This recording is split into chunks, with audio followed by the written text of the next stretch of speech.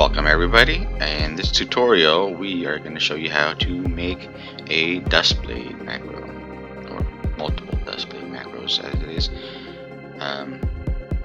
Just to stress, you do want to know all your skills and how to use them right before you learn to make these macros and stuff. Otherwise you're not going to understand why, if they're failing and why they're failing. Alright, especially with a Duskblade, they're not...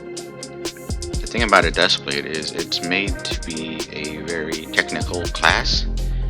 So like you can't use some of these skills without first using a couple of these skills, right? And so one of the biggest things,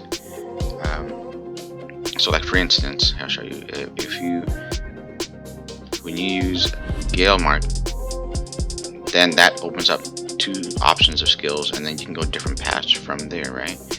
And so then after Gale Mark, you can go that one, which is Everlasting Ode, and then you have these three options, and you want to know what each one of these does and the differences. Okay, I'll show you what I use for my macros. I keep my macros down here on the numbers keys. That way, you know, I can spark and then use this macro, that macro, or this macro, depending on which one, or I can go back and forth. Sorry. So this is how we can do it. I'm going to show you number 1 or number 2 on this list. But this is the main starting macro. Okay. Now, some of these skills you might not have yet, like Night Stalker, you don't get till later on in the game, stuff like that. So you can replace that with the there's another skill that's above motion smooth. Let me see if I can remember what it is. I did take it out. Yeah, but so they replace it with the Night Stalker, but what it is, it's the whatever skill it is that increases the damage of motion smooth. Alright, so anyways, I always start off the macro with the repeat, alright, and I usually end it with a normal attack. That way when it goes off, if all your skills are on cooldown, you can still just get a normal attack in, and it'll still build a little bit of chi for you. But the first skill I go to is Relentless Drift. Right, that'll teleport you to the enemy.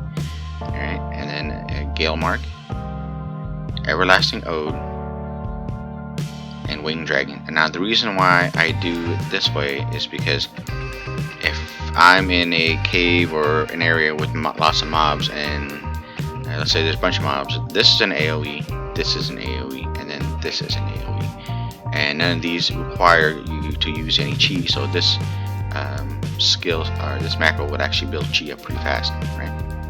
And then I go to Night Stalker, alright, and it increases the damage of your next motionless move within 6 seconds by 50% and guarantees that it'll be a critical hit.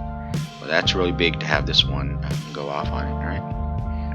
And motionless move, you know, it has 20% chance to generate chi, so this whole macro will generate chi pretty fast. So let's go ahead and test it out on the dummy.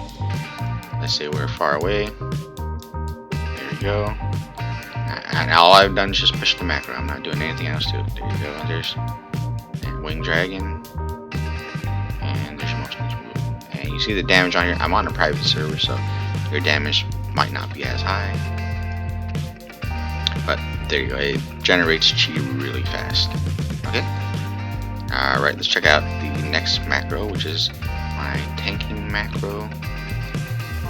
Oh, no, sorry, this is not my tanking macro, but this is if you're dealing with a boss or whatever that has more HP than you can kill with a couple of hits on the first macro, right? And the only difference I've changed on here is for the third skill, I use Constellation Arc instead of Winged Dragon. Constellation Arc, the reason why this is important is because it decreases target's physical defense from gear by 40% for 15 seconds. Right, so it casts Weaken on the dummy. And a lot of people don't know this as a Duskblade, but that's a good skill to have on here, because you want to weaken the enemy so you can do more damage to it, right?